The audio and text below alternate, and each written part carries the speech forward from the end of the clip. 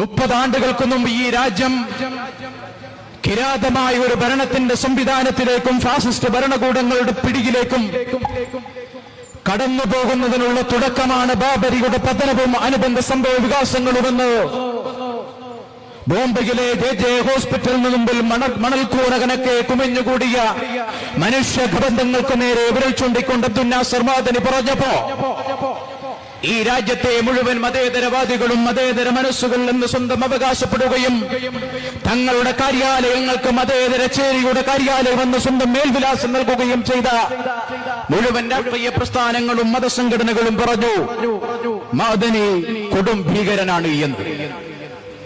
എന്താണ് ഭീകരതയുടെ നിർവചനമെന്ന് കൃത്യമായി പറയാൻ കഴിഞ്ഞിട്ടില്ലാത്ത ഒരു സമൂഹമാണ് മദനിയെ ഭീകരനായി ചിത്രീകരിക്കപ്പെട്ടത്. ഭീകരവാദത്തെക്കുറിച്ച് ചിന്തിക്കുകയും ഭീകരവാദത്തിനെതിരെ പ്രവർത്തിക്കുകയും ഭീകരതയുടെ പേരിൽ ആരോപണങ്ങളും പ്രത്യാരോപണങ്ങളും നടത്തി തങ്ങളുടെ പ്രസ്ഥാനത്തിന് വികാസമുണ്ടാക്കാൻ ശ്രമിച്ചുകൊണ്ടിരിക്കുന്ന മതേതര പ്രസ്ഥാനങ്ങൾ എന്ന് പരിചയപ്പെടുത്തുന്നവരോട് വിനയപൂർവ്വം ഞങ്ങൾക്ക് പറയാനുള്ളത്, what is terrorism? Who is terrorist? എന്താണ് ഭീകരവാദം?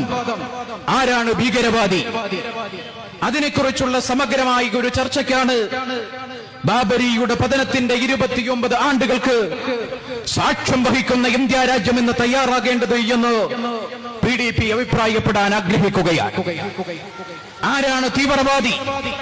എന്താണ് തീവ്രവാദം?